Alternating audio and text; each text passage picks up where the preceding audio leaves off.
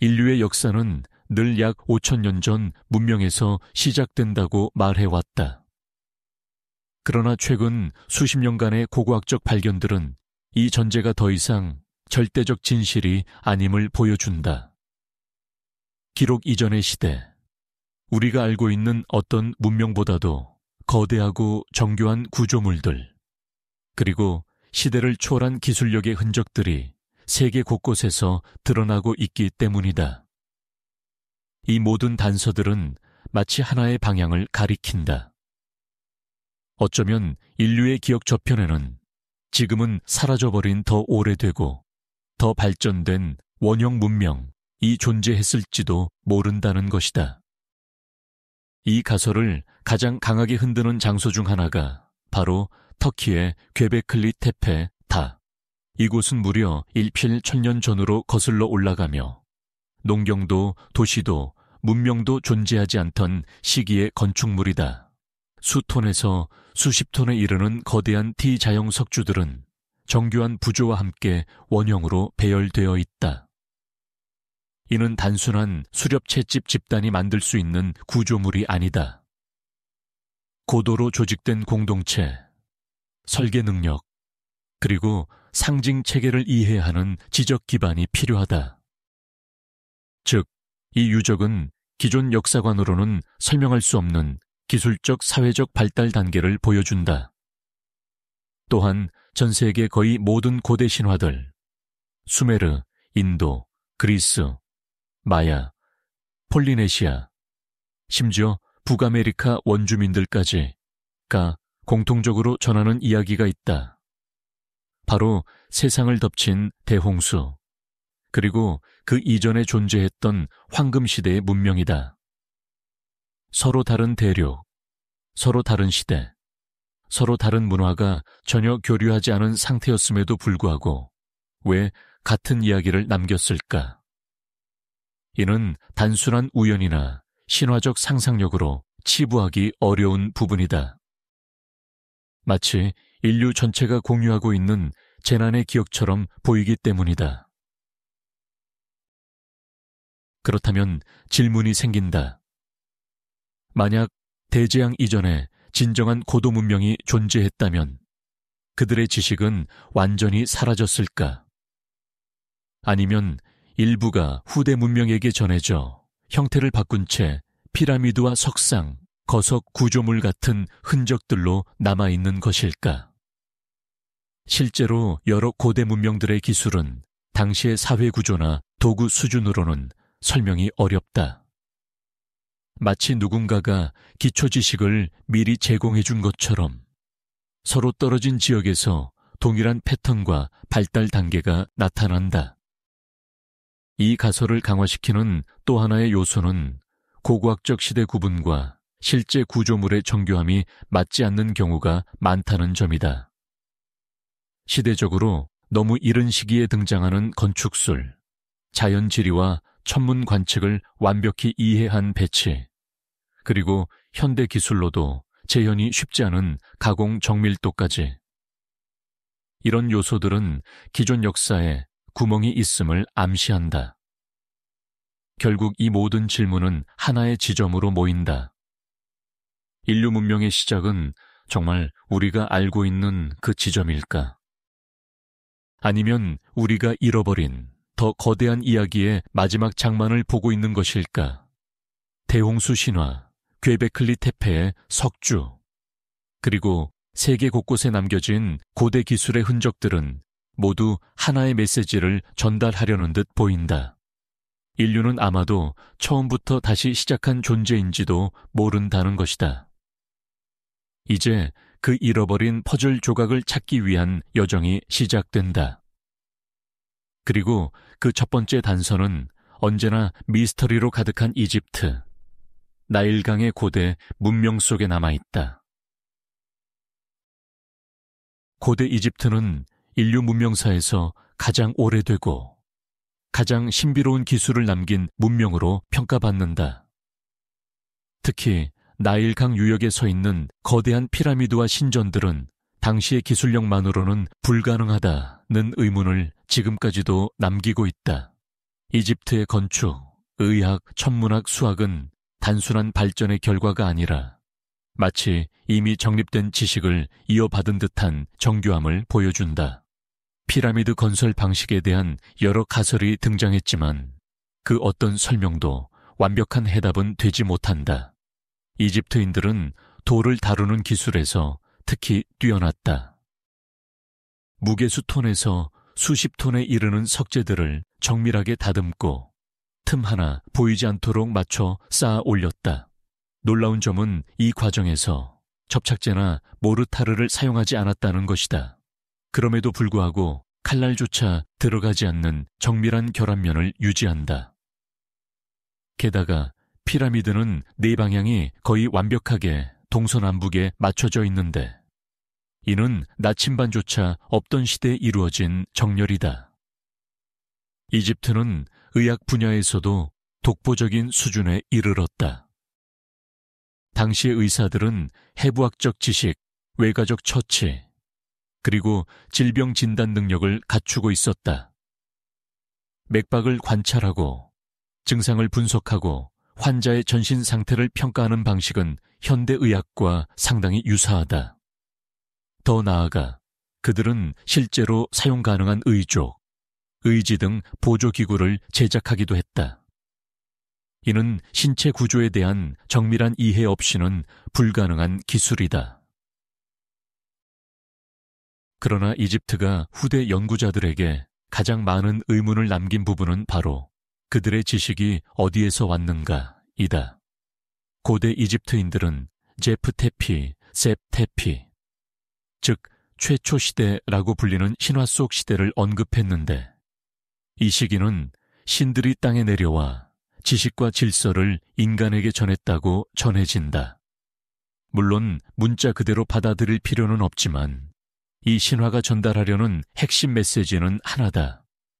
이집트 문명은 스스로 모든 것을 처음부터 만든 문명이 아니라 더 오래된 지식을 계승한 문명일 수도 있다. 이러한 가설을 뒷받침하는 대표적 구조물이 바로 스핑크스다. 대부분의 학설은 스핑크스가 약 4,500년 전 파라오 카프레 시대에 조각되었다고 말하지만 일부 연구자들은 석체 표면에 나타난 침식 형태를 근거로 스핑크스의 연대가 훨씬 더 오래되었을 가능성을 제기한다. 지질학자 로버트 쇼크는 스핑크스 몸체의 침식이 바람이나 모래가 아니라 장기간의 강구에 의한 것이라고 주장했다.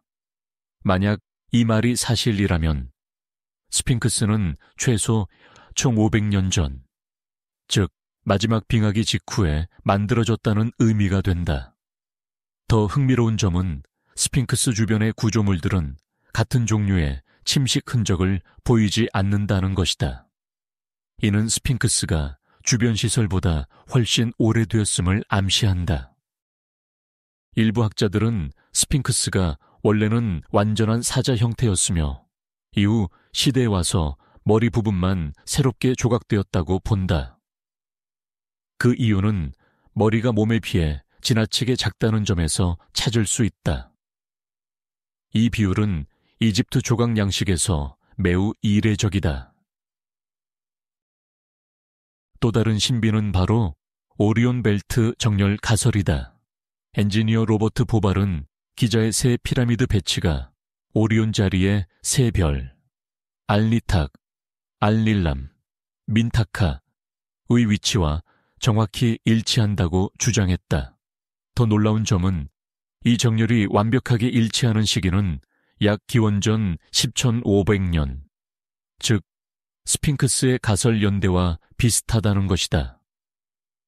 이는 이집트가 이미 고도의 천문 지식을 보유했을 뿐 아니라 하늘의 변화까지 장기적으로 계산했음을 의미한다. 이 모든 요소만으로도 이집트의 기술력은 놀라운 수준이지만 최근에는 더욱 충격적인 이론이 등장했다. 일부 연구자들은 피라미드 아래 깊은 곳의 방대한 지하시설, 심지어는 잃어버린 지식의 기록고 홀 오브 레코즈가 존재할 수 있다고 주장한다. 이들은 합성 개구 레이더를 이용한 지하 탐사에서 여러 개의 수직 통로, 나선형 경사로, 큐브형 방 구조를 감지했다고 발표했다. 특히 카프레 피라미드 아래에서 발견되었다고 주장되는 8개의 수직 샤프트는 내부가 비어있고 바깥을 감싸는 나선형 경사로가 지하 440km까지 이어져 있다고 한다. 이는 기존의 피라미드 기능에 대한 인식을 완전히 뒤엎을 수 있는 발견이다. 만약 이러한 구조가 실제로 존재한다면 피라미드는 단순한 왕의 무덤이 아니라 복잡한 기계적 혹은 에너지 구조물일 가능성이 생긴다. 이러한 이론들은 테슬라의 지구 에너지 가설이나 크리스토퍼 던의 피라미드 발정이 설과 맞닿아 있다. 물론 정통학계는 아직 이런 주장들에 신중하거나 회의적이다. 하지만 하나의 사실만큼은 부정하기 어렵다. 피라미드는 단순 노동력만으로 만들어진 구조물이 아니라는 것이다. 그렇다면 피라미드는 어떻게 지어졌을까? 가장 널리 알려진 이론은 대규모 외부 경사로를 이용해 돌을 끌어올렸다는 것이다. 다른 이론은 내부 경사로, 즉 피라미드 내부에 나선형 통로를 만들어 돌을 단계적으로 올렸다는 것이다. 프랑스의 건축가 장피에르 우다는 내부 경사로 이론을 지지하며 피라미드가 완성된 후 그 경사로가 돌로 메워졌다고 주장했다. 2013년 레드시 근처에서 발견된 메레르의 일기는 피라미드 건설의 수성 과정을 구체적으로 설명한 희귀한 문서다. 여기에는 투라 석재를 잘라내 배에 실은 후 인공 운하를 통해 기자까지 옮겼다는 내용이 등장한다. 이는 이집트가 단순한 건축 기술뿐 아니라 수송 계획 행정 능력에서도 놀라운 수준에 도달했음을 보여준다. 그러나 여전히 풀리지 않은 미스터리가 있다. 이 거대한 석재들을 어떻게 그렇게 정밀하게 가공했고 어떻게 정확한 각도로 배치했을까? 일부 연구자들은 음파 공명이나 반중력 기술 같은 비정통적인 이론을 제시하지만 이를 뒷받침하는 결정적 증거는 없다. 이집트의 또 다른 기술적 걸작은 카르나크 신전이다. 2000년에 걸쳐 증축된 이 거대한 신전은 거대한 석주들로 유명하며 각각의 석주는 21mm 이상 높이로 솟아있다. 이 석주들이 어떤 방식으로 세워졌는지는 여전히 명확히 밝혀지지 않았다. 돌기둥을 구성하는 각 블록은 오차없이 맞물려야 했고 석주가 완성될 때까지 균형을 유지해야 했다. 어떤 학설은 흙으로 경사로를 만들어 기둥을 감싸 올리며 시공했을 것이라 설명한다. 하지만 정확한 결합면과 석주의 대칭성을 보면 단순한 방법으로는 어렵다는 반론도 존재한다. 더불어 돌지붕의 수톤에 달하는 볼을 올리는 과정도 여전히 미스터리다. 이집트의 기술은 시대적 한계를 뛰어넘었다. 그리고 많은 학자들이 인정하듯 이집트 문명의 기술이 갑자기 성숙한 형태로 나타난 것은 우연이라고 보기 어렵다. 어쩌면 이 모든 건 인류가 잃어버린 더 오래된 지식의 잔향일지도 모른다. 이제 우리의 여정은 또 다른 구석의 땅, 레바논의 바알백으로 향한다. 레바논 내륙 한복판, 베카 계곡의 고원을 따라가다 보면 상상을 초월하는 거석들이 놓인 신비로운 유적지 바알백 이 모습을 드러낸다. 이곳은 오래전부터 천둥과 풍요의 신 바알을 모신 도시로 알려져 있지만 정작 학자들을 더 혼란스럽게 하는 것은 신전 위에 올려진 전설이 아니라 그 아래 토대에 놓여있는 인류 최대 규모의 석재들이다. 이 바닥을 이루는 거대한 블록들은 단순한 고대 건축물의 기초라고 보기엔 규모와 정교함이 지나치게 비범하다. 그 중에서도 가장 유명한 것은 임신한 여인의 돌이라 불리는 석재로 무게가 약 1000톤에 달한다. 이는 현대의 대형 크레인조차 쉽게 들어 올릴 수 없는 규모이며 고대 로마가 사용했던 어떤 장비로도 이동이 불가능한 무게다. 그러나 이 돌은 완벽에 가깝게 잘려 있으며 비스듬한 각도를 유지한 채 채석장에서 거의 완성형에 가깝게 남아있다. 왜 이렇게 거대한 돌을 다듬어 놓았는지, 그리고 왜 옮기지 못한 채 버려졌는지는 수천 년이 지나도 여전히 수수께끼로 남아있다. 뿐만 아니라 바로 근처에는 이보다 더 큰 석재들이 존재한다. 남쪽의 돌은 약 200톤, 또 다른 거석은 1517년 600톤으로 추정된다. 이는 바알백이 단순히 한 블록을 잘못 계산한 결과가 아니라 애초부터 인간이 이해하기 힘든 규모의 돌들을 일관되게 가공하고자 했다는 사실을 보여준다. 하지만 여전히 풀리지 않는 문제는 이것이다. 그들은 왜 이동조차 불가능한 돌을 이 정도 크기로 만들었는가? 일부 학자들은 이 석재들이 원래 주피터 신전의 기단부에 사용될 예정이었으나 기술적 한계로 인해 운반을 포기했다고 설명한다. 그러나 이 설명은 석재의 정교한 가공 상태를 고려할 때 설득력이 떨어진다. 실제로 바알백의 3중 기단부에는 이미 800톤에 달하는 트릴리톤이라 불리는 거석들이 자리하고 있다. 즉, 이곳의 건축가들은 분명 거대한 돌을 다루는 지식과 기술을 보유하고 있었으며 단순히 실수했다고 보기에는 무언가 더 근본적인 의문이 남는다.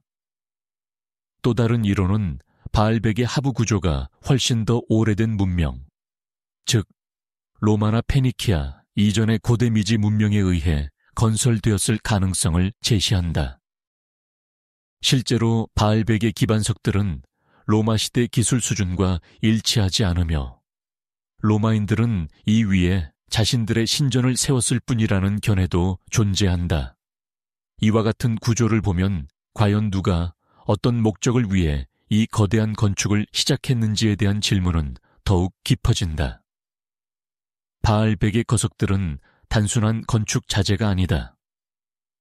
그것은 고대 세계가 남긴 기술의 흔적, 그리고 우리가 아직 이해하지 못한 더 오래된 지식체계의 잔해일지도 모른다. 이제 우리의 시선은 다시 남아메리카로 향한다. 거기에는 바알백 못지않은 정밀성과 신비함을 갖춘 또 다른 문명, 잉카 제국이 기다리고 있다.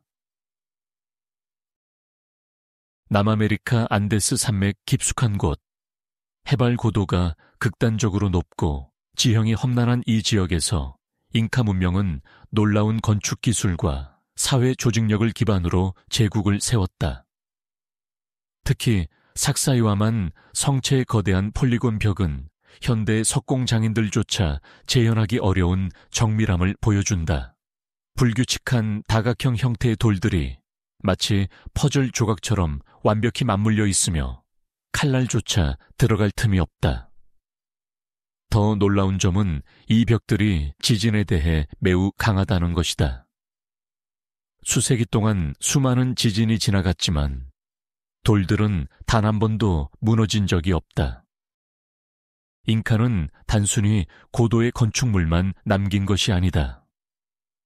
그들은 제국 전역을 잇는 카파크냔이라는 30,000km 길이의 광대한 도로망을 구축했다. 수직 절벽을 가로지르고 폭풍이 몰아치는 고산 지대를 통과하며 깊은 계곡과 강을 넘는 이 도로들은 오늘날까지도 그 흔적이 선명하다. 이런 길을 건설하기 위해서는 지형 분석과 기후 이해, 장기적 계획, 그리고 고도의 기술이 필요했다. 잉카 제국은 문자 체계가 없었음에도 불구하고 이 모든 인프라를 정확히 유지하고 통제했다. 농업에서도 잉카의 기술은 탁월했다. 가파른 산비탈 아래 지그재그로 쌓아 올린 테라스 농업은 단순한 경작지가 아니라 물의 흐름과 온도, 토양 층위를 세밀하게 조절하는 기후 적응형 시스템이었다. 특히 모라이는 원형 테라스가 위에서 아래로 갈수록 온도차가 발생해 서로 다른 작물을 동시에 시험 재배할 수 있었다. 이는 작은 자연 실험실과도 같았다. 잉카는 환경을 극복한 것이 아니라 환경 자체를 기술적 자산으로 전환한 문명이었다. 그들의 사회 운영 방식 또한 독특하다. 잉카는 기록을 남기기 위해 키프라는 매듭끈 체계를 사용했다. 매듭의 위치, 색상, 배열은 숫자와 정보를 의미했으며 이를 통해 세금, 인구, 곡물량, 행정 기록이 체계적으로 관리되었다. 종이가 없던 시대에 잉카는 매듭이라는 독창적 도구로 문명 전체를 관리한 셈이다. 이 시스템은 충분히 복잡했고 제국의 행정과 경제를 유지하는 데 필수적이었다. 잉카 건축의 정점은 단연 마추픽추다. 해발 1400m의 산등성이 위에 위치한 이 도시는 지진에 견디도록 설계된 사다리꼴 창문과 문, 정밀한 돌맞춤, 뛰어난 배수 시스템 등 고도의 기술을 보여준다. 빗물이 흘러내리는 각도, 집안을 지탱하기 위한 자갈층, 구불구불한 수로의 흐름까지 모든 것이 계산된 설계다. 이러한 구조 덕분에 마추픽추는 수백 년 동안 풍화와 비바람, 지진을 견디며 살아남았다. 특히 물 관리 기술은 현대 도시 설계와 비교해도 전혀 부족함이 없었다. 산 정상에서 자연 용수를 끌어와 도시 곳곳에 공급하는 중력 기반 수로 시스템, 빗물과 지하수를 조절하는 배수구, 그리고 경사면에 맞춘 농업지대까지. 잉카는 구조물이 아니라 환경 전체를 설계한 문명이었다. 자연과 기술을 대립시키는 대신 자연의 힘을 이용해 더 강한 기술을 만들어냈다. 잉카 문명은 문자도, 철도, 바퀴도 사용하지 않고도 이 모든 기술적 성취를 이루었다. 오직 인간의 경험, 관찰, 그리고 축적된 지식만으로 완성된 결과물들이다. 그러나 잉카는 안데스 산맥에만 독특한 기술을 남긴 문명이 아니다. 그 북쪽에는 하늘과 별을 건물 속에 새겨넣은 또 다른 문명, 마야가 기다리고 있다. 마야 문명은 울창한 정글과 한정된 수자원이라는 극한 환경 속에서도 천문학, 수학, 건축, 도시 계획 등에서 놀라운 성취를 이룬 문명이다. 특히 그들은 하늘의 움직임을 이해하는데 탁월한 능력을 보였으며 그 지식을 기반으로 거대한 도시와 제2공간을 설계했다. 최첨단 도구 없이도 별의 움직임을 추적해 농경 시기와 종교 의례를 결정했다는 사실은 현대 학자들에게 깊은 충격을 준다. 이들의 문명은 문자 그대로 하늘을 읽는 도시였다. 마야의 천문학을 대표하는 구조물이 바로 치첸이트사의 엘 카라콜 관측소다. 원형 구조물 내부에는 특정 계절과 별의 움직임을 관찰하기 위한 창문들이 정밀하게 배치되어 있다. 망원경도 렌즈도 없던 시대에 그들은 맨눈만으로 금성의 궤도, 태양의 고도, 하지와 동지의 위치 등을 정확하게 계산했다.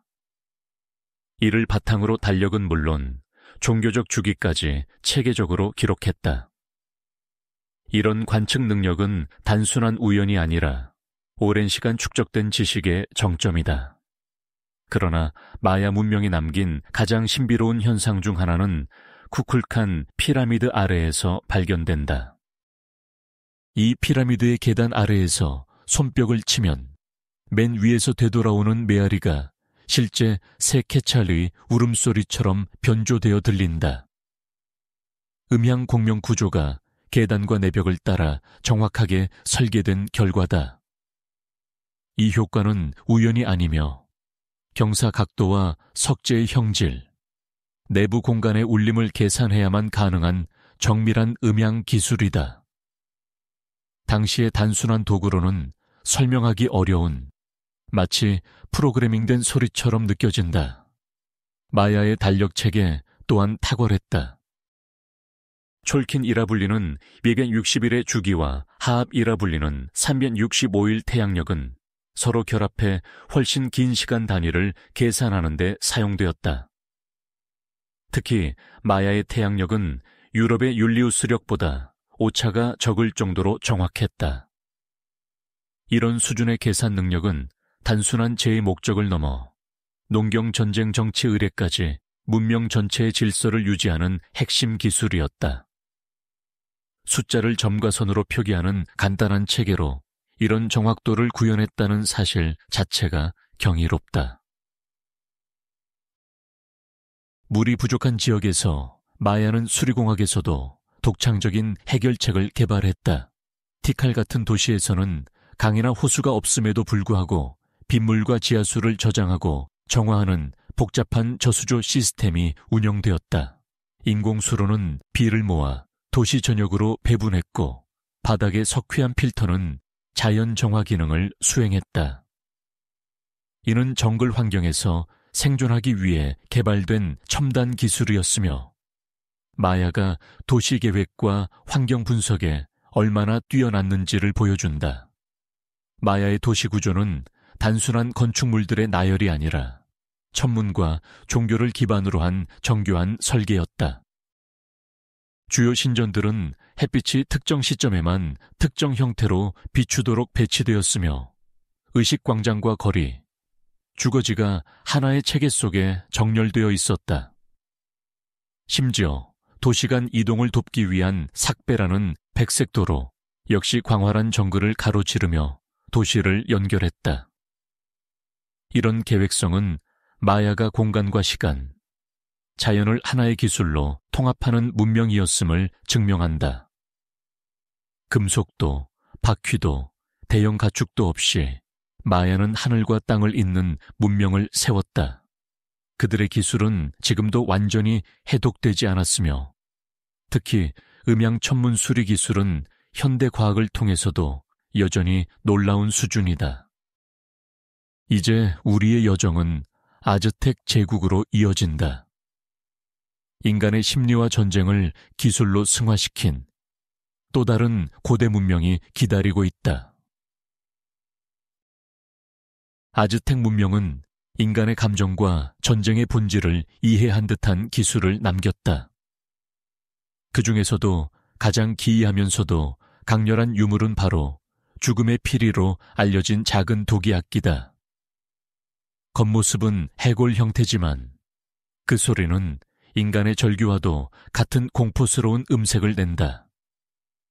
실제로 수십 명의 전사가 동시에 이 피리를 불면 전장은 순식간에 혼란과 공포로 뒤덮였다고 한다.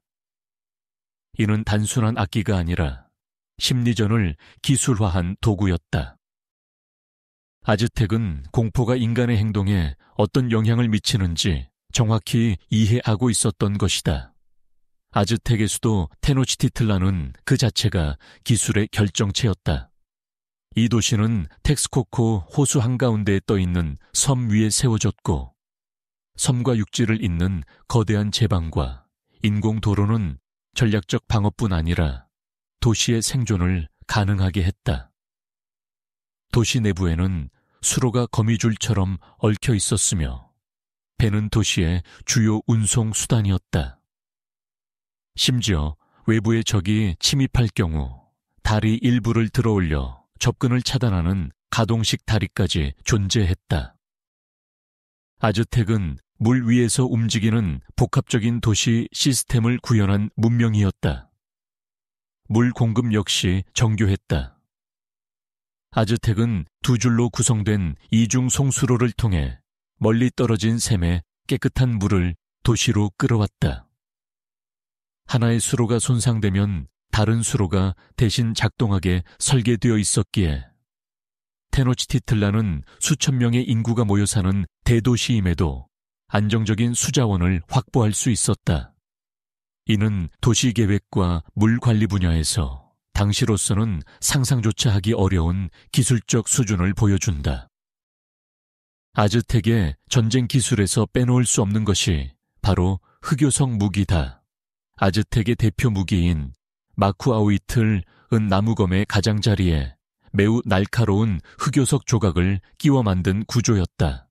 흑요석은 금속보다도 예리한 절단력을 가진 광물로 스페인 정복자의 기록에 따르면 이 무기는 한 번의 휘두름으로 말의 머리를 베어낼 수 있을 정도였다고 한다. 금속 가공 기술이 부족했던 것이 아니라 그들은 환경 속에서 가장 효율적이고 강력한 재료를 선택해 무기로 발전시킨 것이다. 아즈텍 문명은 물과 땅, 심리와 전쟁을 하나의 체계로 묶어낸 독창적인 기술 문명이었다. 자연적 제약이 많은 환경에서도 그들은 생존과 전투에 필요한 기술을 창조했고 그 기술은 지금도 놀라운 정교함을 보여준다. 이제 우리의 시선은 인도 아대륙으로 향한다. 조직된 폭력도 왕권도 거의 보이지 않았음에도 고도로 발전한 도시를 세운 인더스 문명이 다음 장을 기다리고 있다. 인더스 계곡 문명은 고대 세계에서 가장 수수께끼에 가까운 문명 중 하나다. 이들은 거대한 강 유역을 기반으로 발전했지만 그 흔적을 살펴보면 강력한 왕권도 거대한 신전도 화려한 무덤도 없다. 그럼에도 불구하고 모헨조다로와 하라파는 당시 세계에서 가장 조직적이고 정교한 도시로 평가된다. 도시 전체가 격자 형태로 설계되어 있으며 모든 건물이 규칙적인 방향에 맞춰 배치되어 있다. 이는 단순한 정착지가 아니라 철저한 계획 속에서 조성된 도시 시스템이었다. 특히 인더스 문명의 위대함을 보여주는 핵심 요소는 하수배수 시스템이다. 각 가정의 욕실과 우물을 잇는 배수관이 지하로 이어져 있으며 5폐수는 도시 외곽으로 흘러나가도록 설계되어 있었다.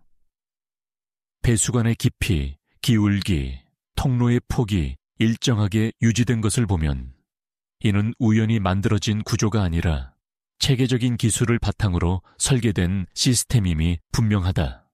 인더스 문명의 도시 위생 수준은 수천 년 후에 근대 유럽보다도 오히려 더 발전되어 있었다. 인더스 문명에서 발견되는 수천 개의 인장 중 가장 대표적인 것이 바로 유니콘 인장이다. 판에 새겨진 동물과 기호들은 아직 해독되지 않았지만 이 인장은 거래, 신분, 행정 목적 등 다양한 용도로 사용된 것으로 추정된다. 무엇보다 흥미로운 점은 인더스 문명에는 권력을 상징하는 거대한 조각상이나 군사적 유물이 거의 발견되지 않는다는 것이다. 이는 이 문명이 다른 고대 문명들과 달리 중앙집권적 권력이나 군사력을 기반으로 유지되지 않았음을 의미한다. 일부 연구자들은 인더스 문명이 상대적으로 평등한 사회 구조였으며 폭력이나 군사적 지배 대신 규칙과 협의를 기반으로 도시를 운영했다고 추정한다. 이러한 조직 방식 덕분에 인더스 문명은 큰 갈등 없이 장기간 안정적으로 유지될 수 있었다. 그러나 광범위한 문헌과 기록을 남긴 메소포타미아나 이집트와 달리 이들은 글자 체계가 해독되지 않은 채 사라졌기 때문에 그들의 정치 사회 구조는 여전히 베일에 쌓여 있다. 인더스의 침묵은 그들의 기술만큼이나 신비롭다. 인더스 문명은 전쟁도, 왕도, 신전도 없이 거대한 도시를 건설하고 유지한 문명이었다. 그들의 계획력과 기술력은 고대 세계에서 유래를 찾기 어려운 수준이며 그들이 남긴 구조물은 시간이 지나도 그 정교함을 잃지 않는다. 이제 우리의 여정은 동쪽으로 향한다. 세계를 바꾼 과학과 발명을 남긴 고대 중국의 기술이 다음 페이지에서 펼쳐진다. 고대 중국은 방대한 영토와 다양한 자연환경 속에서 독창적인 기술과 발명을 쏟아낸 문명이었다. 특히 난징 근교에 위치한 양산 차해석장은 고대 중국의 건축 기술이 얼마나 대담했는지를 보여주는 대표적 장소로 꼽힌다. 이곳에는 무려 16천 톤에 달하는 거대한 석재가 거의 완성형 상태로 남아있는데 이는 지금의 현대 장비로도 이동이 불가능한 규모다. 이 석재들은 정확한 직각과 평면을 갖추고 있으며 여러 면에 걸쳐 정밀하게 절단된 흔적이 남아있다. 왜 이 거대한 석재가 완성되지 못한 채 채석장에 남겨졌는지는 여전히 미스터리다. 하지만 하나는 분명하다. 당대 기술력으로는 설명하기 어려운 규모와 정밀함이라는 것이다. 천문학 분야에서 중국은 또 다른 정점을 찍었다. 고대 천문 관측 장치인 혼천에는 하늘의 운행을 이해하기 위해 복잡한 고리를 겹겹이 배치한 구조물이다. 이 장치를 통해 태양과 달, 행성의 움직임을 관찰하고 절기와 계절을 계산할 수 있었다. 혼천에는 단순한 관측기구가 아니라 우주를 기계적 구조로 이해한 고대 중국의 사유방식이 반영된 기술이기도 하다. 2세기경 뛰어난 과학자 장영은 세계 최초의 지진계를 발명했다. 이 장치는 둥근 몸체에 배치된 용과 두꺼비 장식으로 유명하다. 지진이 발생하면 특정 방향의 용이 입에 물고 있던 금속 구슬을 떨어뜨리고 그 구슬은 아래의 두꺼비 입으로 떨어진다. 비록 내부 구조는 완전히 밝혀지지 않았지만 장영의 지진계는 실제로 먼 거리의 지진을 감지했다는 기록이 남아있다. 이는 고대 중국이 이미 진동과 충격의 원리를 이해하고 있었다는 증거다. 고대 중국은 인류의 문명을 바꾼 4가지 발명을 남겼다. 종이 제조술은 기록과 의사소통 방식을 혁신했으며 나침반은 인간의 항해 범위를 극적으로 넓혔다. 화약은 군사기술의 판도를 바꾸었고 목판 인쇄술은 지식을 널리 퍼뜨리게 했다. 이 발명들은 단순한 기술 발전이 아니라 인류 문명의 구조 자체를 바꾼 계기가 되었고 이후 동아시아를 넘어 전 세계에 큰 영향을 미쳤다. 고대 중국의 기술은 실용성과 창의성, 그리고 자연을 이해하려는 철학적 사고가 결합된 결과물이었다. 규모와 정밀함에서 양산 차해석장은 지금도 연구자들을 당황하게 만들고 있으며 혼천의와 지진계 같은 발명품은 고대 중국이 단순한 농경국이 아니라 과학적 사유가 깊게 자리 잡은 문명이었음을 보여준다. 이제 우리의 여정은 다시 남아메리카로 이동한다. 정밀한 석조 기술과 하늘을 읽는 건축으로 유명한 티아우아나코 문명이 다음 장을 기다리고 있다.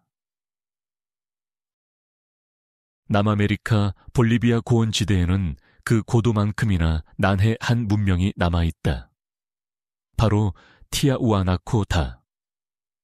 이 문명은 해발 4,000미터에 가까운 척박한 고지에서 성장했음에도 정밀한 석조 기술과 천문학적 지식을 기반으로 한 기념비적 구조물을 남겼다. 그 중에서도 가장 큰 수수께끼는 바로 푸마푸쿠 유적이다.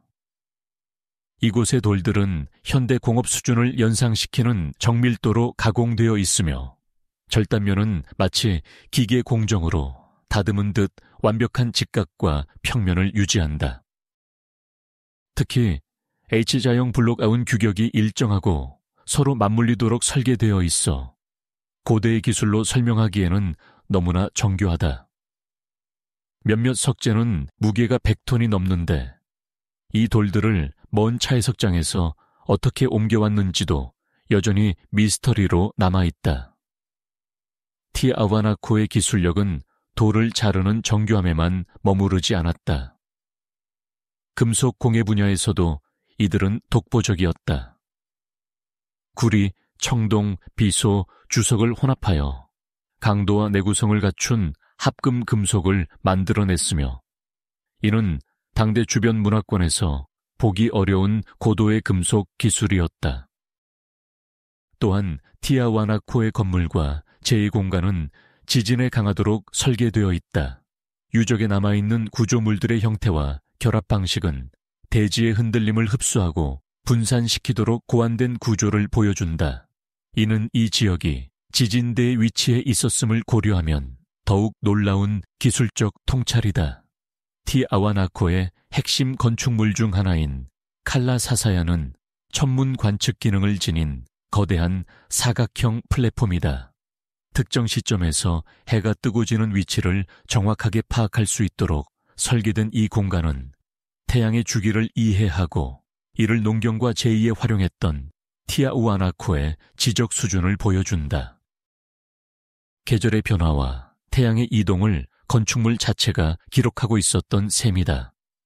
티아와나코 문명은 고지대라는 극한 환경 속에서도 자연을 읽고 돌과 금속을 완벽히 다루며 하늘의 움직임을 건축 속에 새겨 넣었다. 이제 우리의 발길은 다시 아시아로 향한다. 고대 인도에서 등장한 수리공학과 거대한 암석 신전의 비밀이 다음 장을 이어간다. 인도 라자스탄주의 건조한 평원 한가운데에는 자연의 한계를 극복한 거대한 구조물이 자리하고 있다. 바로 찬드 바오리 계단식 우물이다. 약 9세기에 조성된 이 거대한 저수시설은 총 3,500개의 계단이 13단으로 이어지며 깊이는 약 20m에 달한다.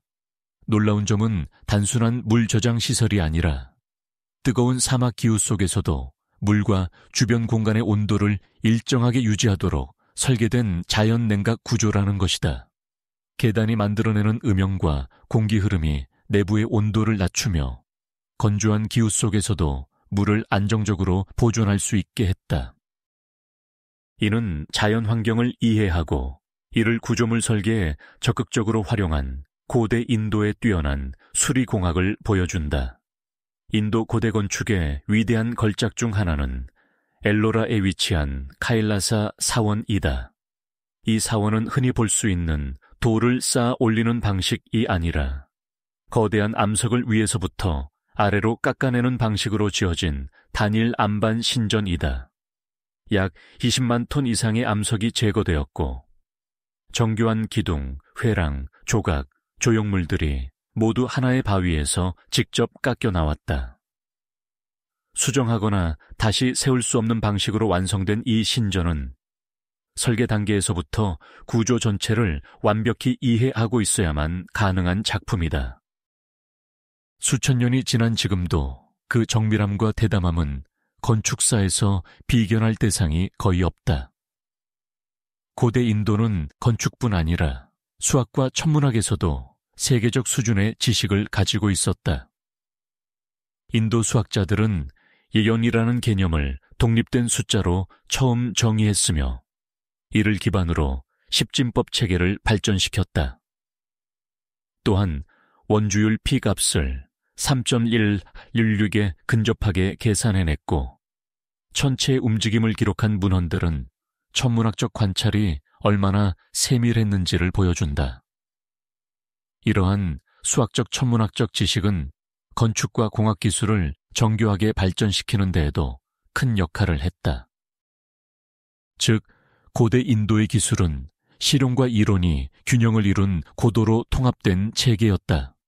찬드 바오리의 냉각 구조, 카일라사 사원의 암석 절개 기술, 그리고 영과 피를 발명한 수학적 지혜는 고대 인도가 얼마나 혁신적이었는지를 상징적으로 보여준다.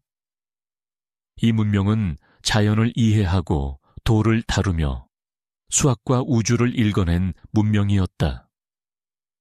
이제 우리의 여정은 태평양의 외딴 섬으로 향한다. 거대한 석상을 걸어 다니듯 이동시킨 독창적 기술을 가진 문명, 라파누이가 다음 장을 기다리고 있다. 태평양 한가운데 고립된 작은 섬, 라파누이는 인류가 남긴 가장 독특한 기술적 유산 중 하나를 품고 있다. 이 섬의 주민들은 주변의 금속도, 대형 목재도, 가축도 거의 없는 환경에서 최대 80톤에 달하는 거대한 석상 모아이를 수백 개나 조각해 섬 전역에 세워두었다. 더 놀라운 점은 이 모아이들을 채석장에서 수 킬로미터 떨어진 제단까지 어떻게 운반했는가 하는 것이다. 단순히 생각하면 목재 롤러나 썰매가 필요할 것처럼 보이지만 섬은 이미 오래전부터 숲이 거의 고갈된 상태였다. 그럼에도 불구하고 라파누이는 자신들만의 기술로 이 거대한 조각상들을 움직였다. 최근 연구와 실험은 모아이 이동의 비밀을 어느 정도 밝혀냈다. 라파누이 전통에 따르면 모아이는 걷듯이 이동했다. 실제로 3개의 로프를 양옆과 뒤쪽에 묶은 후 좌우팀이 번갈아 힘을 가하면 모아이가 중심을 잃지 않으면서 좌우로 흔들리며 앞으로 전진한다. 이 방식은 마치 거대한 석상이 스스로 걸어가는 듯한 움직임을 만든다. 현대 연구팀이 실제 크기의 모아이 복제품을 이용해 실험한 결과 이 전통적 방식이 실제로 가능하다는 것이 입증되었다. 즉, 라파누이는 단순한 힘이 아니라 균형과 리듬을 이용한 역학 기술을 통해 거석을 이동시킨 것이다. 라파누이는 석상뿐 아니라 독특한 문자 체계인 롱고롱고도 남겼다. 나무판에 곡선과 인간 동물 형태가 결합된 기호가 새겨져 있으며 독특하게도 한 줄을 읽고 나면 판을 뒤집어 다음 줄을 읽는 부스트로페돈 방식을 따른다. 오늘날까지도 이 문자는 완전히 해독되지 않았고 이는 라파누이가 문자 상징 체계에서도 독창적인 문명을 구축했음을 의미한다. 고립된 섬에서 이런 고도화된 상징 체계를 발전시켰다는 사실은 더욱 큰 의문을 남긴다. 라파누이의 모아이들은 단순한 조각상이 아니라 그 자체가 천문과 계절을 반영한 구조물로 추정된다.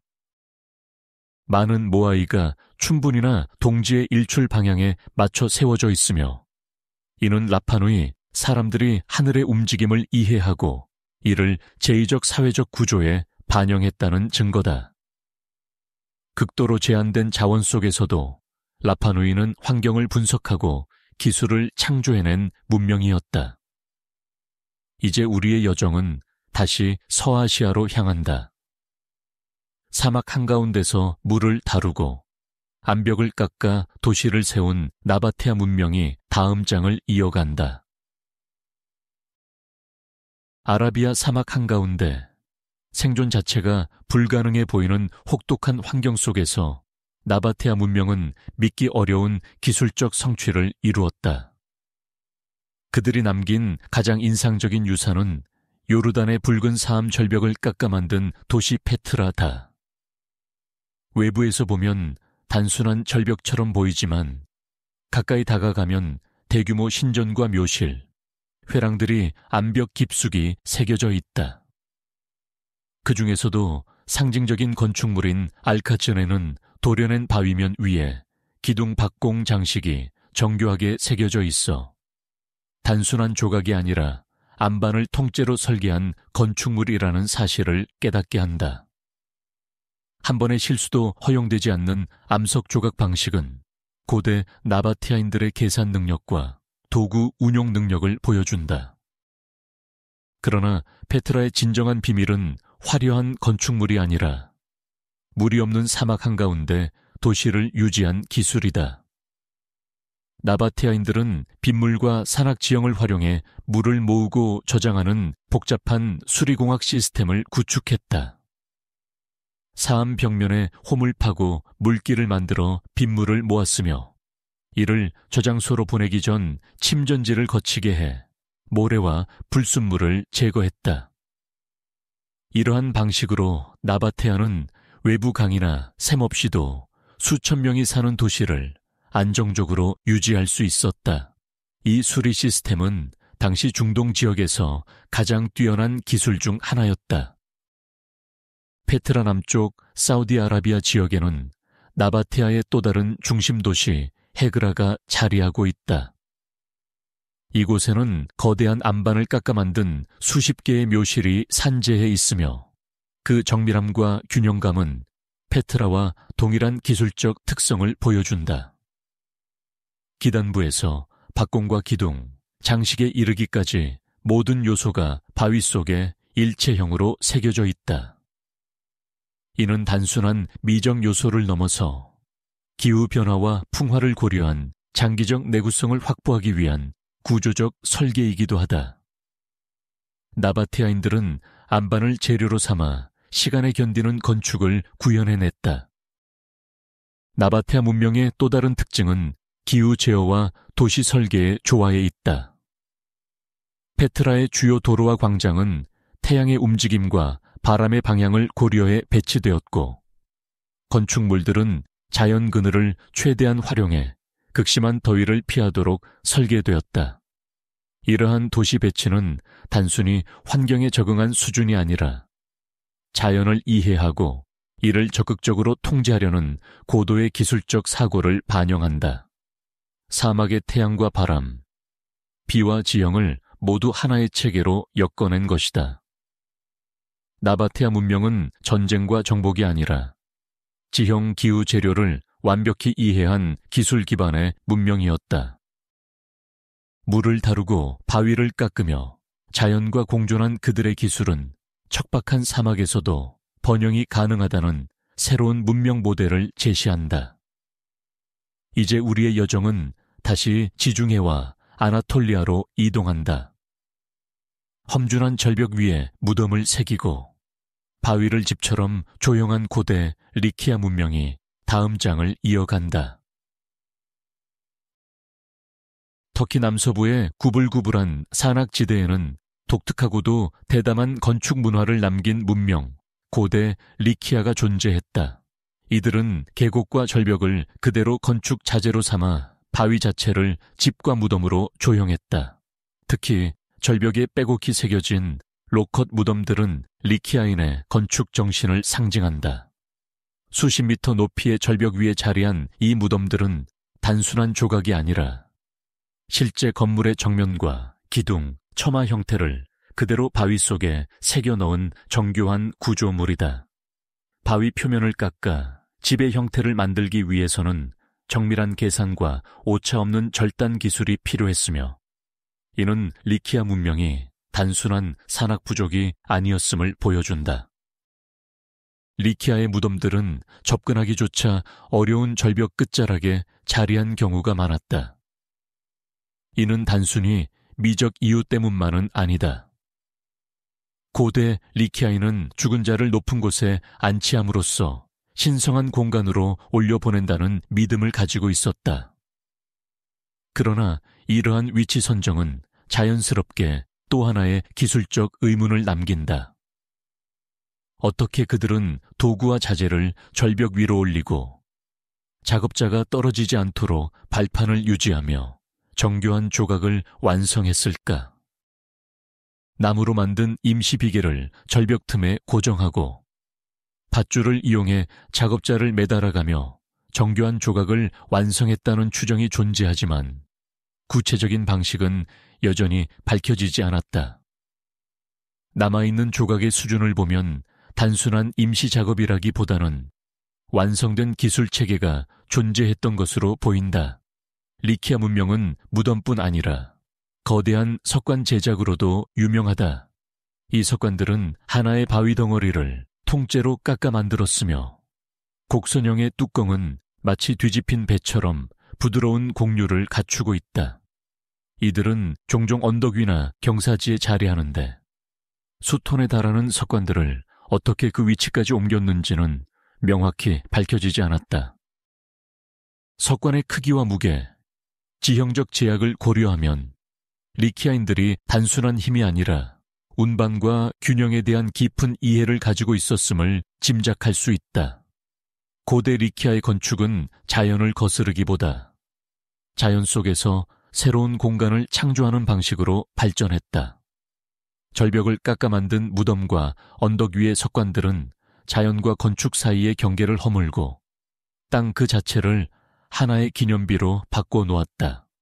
이러한 기술적 미학적 독창성은 지중해 동남부 문명권에서 매우 이례적이며 리키아가 단순한 변방 국가가 아니라 고도의 건축 감각과 기술력을 지닌 문명이었음을 보여준다.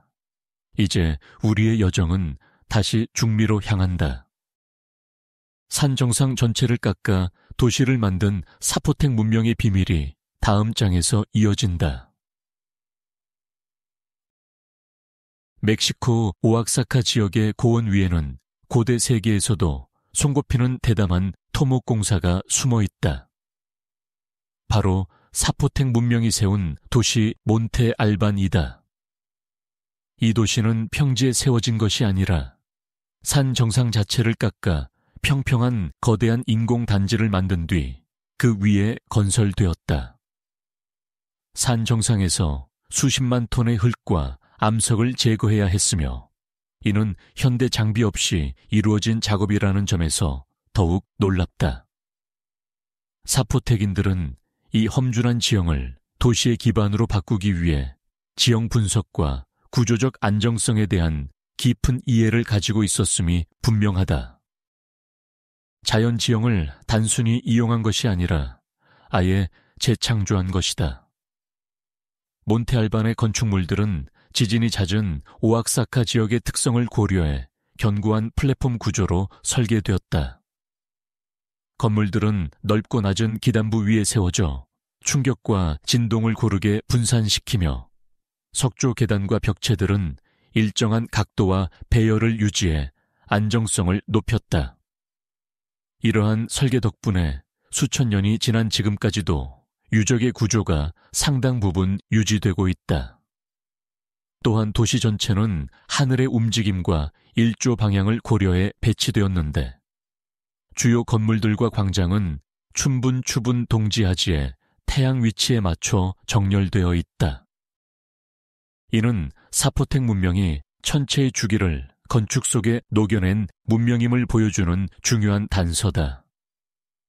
몬테알반은 자연을 극복한 도시가 아니라 자연을 분석하고 통합하며 기술로 재해석한 도시였다. 산 정상의 지형을 깎아 만든 인공단지, 지진에 대비한 플랫폼식 건축, 그리고 천문을 고려한 도시 배치는 사포텍 문명이 결코 단순한 지역 문화가 아니었음을 증명한다. 이제 우리의 여정은 더욱 광활한 제국으로 이어진다. 바람과 기후를 이해하고 대륙을 관통하는 도로망을 구축한 페르시아 제국 이 다음 장을 기다리고 있다. 고대 근동을 아우르며 광대한 제국을 구축한 페르시아 제국은 단순한 정복자의 나라가 아니라 정교한 기술과 행정 시스템을 바탕으로 운영된 고도의 문명이었다.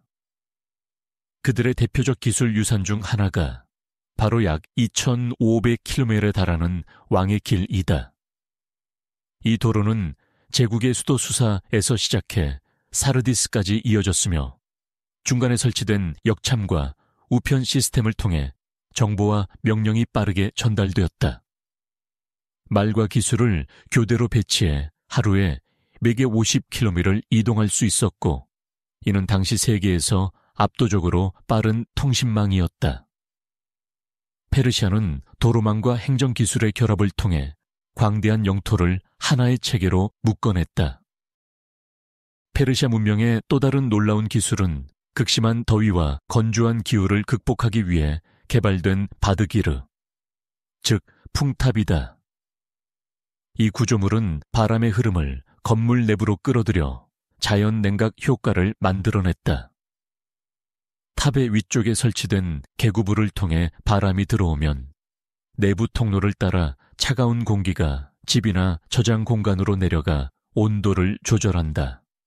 이는 에너지 없이 작동하는 고대의 에어컨으로 특히 여름철 페르시아의 혹독한 기후에서 생존을 가능하게 해준 혁신적인 기술이었다. 자연의 힘을 설계에 통합한 대표적 사례로 평가된다. 페르시아의 수도 페르세폴리스는 제국의 정치 의뢰 기술이 한데 모인 거대한 복합 공간이었다. 넓은 테라스 위에 세워진 이 도시는 정교한 돌 조각과 기둥, 대규모 계단 구조가 특징이다. 각각의 석재는 정확한 직각과 평면을 유지하며 벽면에는 전국 각지의 대표들이 조공을 바치는 장면이 정밀하게 새겨져 있다. 페르세폴리스의 건축 방식은 단순한 장식이 아니라 정교한 하중 분산과 광대한 지붕을 지탱하는 구조적 기술을 포함하고 있다.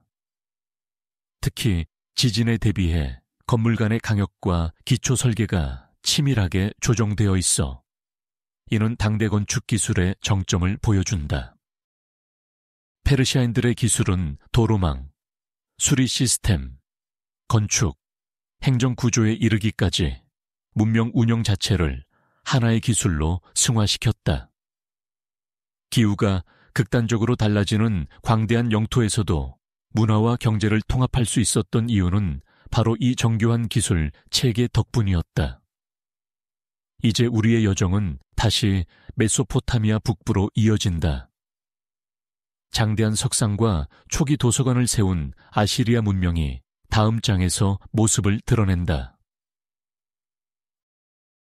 고대 메소포타미아 북부에 자리 잡은 아시리아 제국은 전쟁과 건축, 기록의 기술이 결합된 독특한 문명을 이뤘다. 특히 눈길을 끄는 것은 궁전 입구를 지키는 거대한 석상 라마수타. 인간의 머리와 소나 날개 달린 사자의 몸을 결합한 이 신성한 수호자상은 하나의 석재를 통째로 깎아 만든 거대한 단일 조각으로 무게가 30톤에 달한다. 이 거대한 석상을 정교하게 조각하고 수십 미터 이동시켜 궁전 입구에 세운 기술은 오늘날 연구자들에게도 여전히 큰 의문을 남긴다. 아시리아인들은 단순한 장식 조각이 아닌 권력과 신성함을 상징하는 거대한 구조물을 기술적으로 구현해냈던 것이다. 아시리아는 전쟁 기술에서도 선도적인 문명이었다. 그들은 적성을 공격하기 위해 경사로와 롤러를 활용해 거대한 공성 장비를 이동시켰으며 성벽을 무너뜨리기 위한 공성탑과 충차 등 다양한 장비를 개발했다. 이 기술들은 메소포타미아 지역의 불안정한 지형과 기후를 고려해 만들어진 것으로 고도의 조직력과 공학적 이해가 필요했다. 또한 아시리아의 건축물들은 정교한 조각과 부조가 특징으로 전쟁과 제국의 영광을 시각적으로 기록하는 역할을 했다. 아시리아 제국은 전쟁과 폭력으로 알려져 있지만 아이러니하게도 인류 최초의 도서관 중 하나를 남긴 문명이기도 하다. 니네베에 있는 아슈르바니팔 도서관에는 수만 점의 점토판 기록이 보관되어 있었다. 법률, 천문, 의학, 역사, 서사시까지 방대한 지식이 체계적으로 분류되어 보관되었다는 점은 아시리아가 단순한 군사 국가가 아니라 기록, 지식, 관리 기술이 발달한 문명이었음을 증명한다. 이제 우리의 여정은 다시 수메르로 향한다. 시간의 개념을 정립하고 인류 최초의 문자 체계를 만든 수메르 문명이 다음 장에서 펼쳐진다. 메소포타미아 남부의 비옥한 초승달 지대에서 등장한 수메르 문명은 인류 문명의 기초를 다진 문명으로 평가받는다. 그들이 남긴 가장 혁신적인 유산 중 하나는 바로 우리가 지금도 사용하고 있는 시간의 개념이다. 하루를 24시간으로 나누고 1시간을 60분, 1분을 60초로 구분하는 60진법 체계는 모두 수메르에서 비롯되었다. 이는 단순한 숫자 체계가 아니라 천문 관측과 계절 변화, 농경 주기를 이해한 뒤 이를 사회 운영에 적용한 고도의 수학적 사고의 결과였다. 수메르인들은 하늘의 움직임을 관찰하고 이를 제도화해 문명의 시간 구조를 만든 것이다. 수메르의 또 다른 획기적인 발명은 인류 최초의 문자 체계 중 하나인 서령 문자 다, 점토판에 갈대 막대를 눌러 찍는 방식으로 기록된 이 문자는 행정문서, 재산 목록, 거래 기록, 종교적 서사까지 다양한 정보를 담고 있었다. 이러한 기록 기술은 복잡한 사회 구조를 유지하는 데 필수적이었으며 수메르는 이를 통해 도시 국가 간의 교역, 법률, 교육 체계를 발전시킬 수 있었다. 또한 수메르의 건축물인 지구라트는 단순한 신전이 아니라 내부 배수 시스템까지 갖춘 정교한 구조물이었다. 높은 단층 구조는 홍수와 습기를 대비한 설계였으며 이는 수메르인들이 자연 환경을 세심하게 분석했음을 보여준다. 수메르 문명은 법률에서도 앞서 있었다. 우르남무 법전은 함무라비 법전보다 수백 년 앞선 법 체계로 범죄와 처벌, 사회적 책임을 명확히 규정했다. 이러한 법률적 사고와 기록 기술, 건축과 수학, 천문학은 수메르가 단순한 초기 도시 문명이 아니라 인류의 기본적인 문명 구조를 설계한 문명이었음을 말해준다. 이제 우리의 여정은 지중해로 향한다. 도로망과 콘크리트 기술, 공학적 걸작을 남긴 로마 제국 이 다음 장에서 모습을 드러낸다. 지중해 세계를 아우르며 거대한 제국을 구축한 로마 제국은 실용성과 기술, 그리고 조직력이 결합된 문명으로 유명하다. 로마 시대의 기술 중 가장 신비로운 이야기 중 하나는 깨지지 않는 유리 전설이다. 한 장인이 황제 앞에서 구부려도 깨지지 않는 유리를 선보였다는 기록이 전해지는데 그 진위는 확실하지 않지만 이 전설이 존재한다는 사실만으로도 로마 기술의 가능성을 엿볼 수 있다. 그러나 로마의 진정한 힘은 이런 전설보다 실제하는 공학적 성취에서 더욱 분명하게 드러난다. 로마의 대표 기술은 단연 로마 콘크리트 다. 이 콘크리트는 화산재인 포촐라나를 사용해 내구성과 강도가 뛰어났으며 바닷물에도 강해 현대 콘크리트보다 오히려 더 오래 버티는 경우도 있다. 이러한 기술 덕분에 로마는 항구, 대형 저장고, 신전 등 다양한 구조물을 건설할 수 있었다. 또한 로마의 수로는 멀리 떨어진 산지에서 물을 끌어와 도시로 공급하는 장대한 구조물로 중력만을 이용해 수백 킬로미터를 흐르는 정밀한 기울기 설정이 핵심이었다. 오늘날까지도 일부 수로는 그대로 남아 로마의 기술을 증명하고 있다. 로마의 도로망은 제국의 혈관과도 같았다. 총 40만 킬로미터에 달하는 도로는 군대의 이동, 무역, 정보 전송을 빠르고 효율적으로 만들었으며 이러한 인프라는 로마가 거대한 영토를 통제하는 데 결정적 역할을 했다. 또한 콜로세움은 로마 건축 기술의 정점을 보여주는 구조물이다. 복잡한 아치 구조와 다층 설계, 엄청난 인원을 빠르게 이동시키는 통로 시스템, 그리고 경기장 아래에 숨겨진 엘리베이터와 함정 장치들은 로마가 단순한 석조 문명이 아니라 기계적 구조물 설계에 능한 문명이었음을 말해준다. 로마의 혁신은 단순한 발명 바깥에서 머문 것이 아니라 도시 전체를 구조화하는 기술로 확장되었다. 도로, 수로, 콘크리트, 아치, 돔 구조는 이후 유럽 건축과 공학의 기반이 되었으며 그 영향은 지금까지 이어진다. 로마 제국의 공학은 실용성과 체계, 그리고 구조적 이해가 얼마나 강력한 문명을 만드는지를 보여주는 대표적 사례다. 이제 우리의 여정은 바다를 항해하며 지중해를 누비던 고대 해양 문명 페니키아로 이어진다.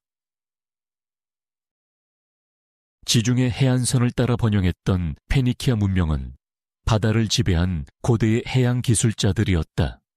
이들은 거친 해류와 돌풍이 몰아치는 지중해를 건너며 무역로를 개척했고 그 과정에서 독창적인 선박 설계 기술을 발전시켰다. 가장 대표적인 것이 앞뒤가 모두 뾰족한 이중 선수 구조이다. 이 형태는 방향 전환이 빠르고 후진이나 측면 이동도 용이해 좁은 항구나 암초 사이에서도 기동력을 확보할 수 있었다. 당시 지중해의 난해안 지형을 고려하면 이 설계는 생존과 무역에 필수적인 혁신이었다. 페니키아의 항해 기술은 단순한 선박 설계에 그치지 않았다.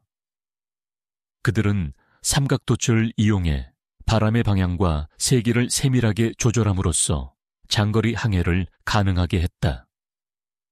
또한 별과 바다의 지형을 읽는 기술, 즉 항성 항법을 발달시켜 밤에도 안정적인 항해가 가능했다.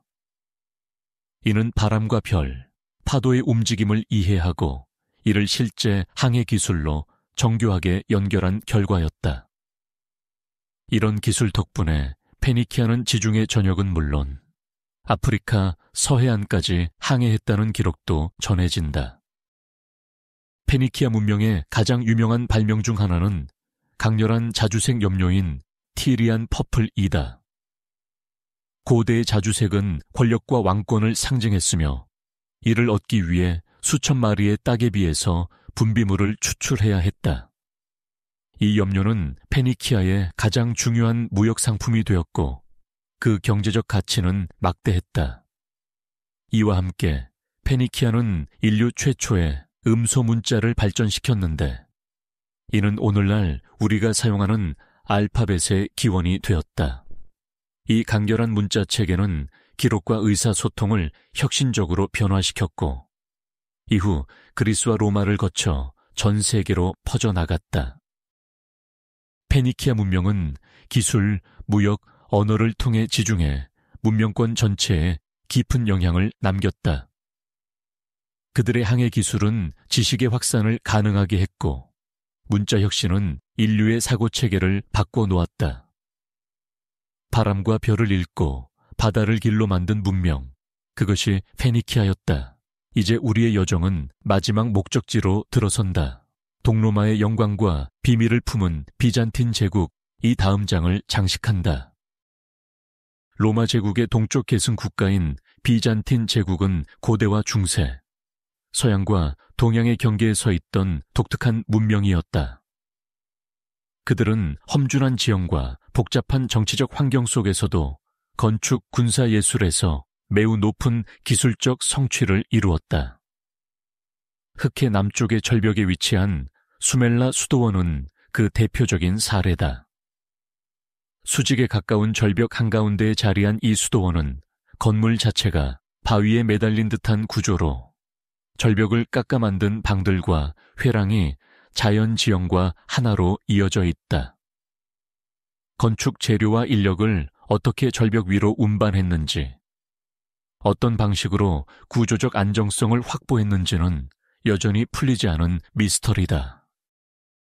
비잔틴이 남긴 가장 신비로운 기술 중 하나는 전쟁의 판도를 바꾼 그리스의 불이다.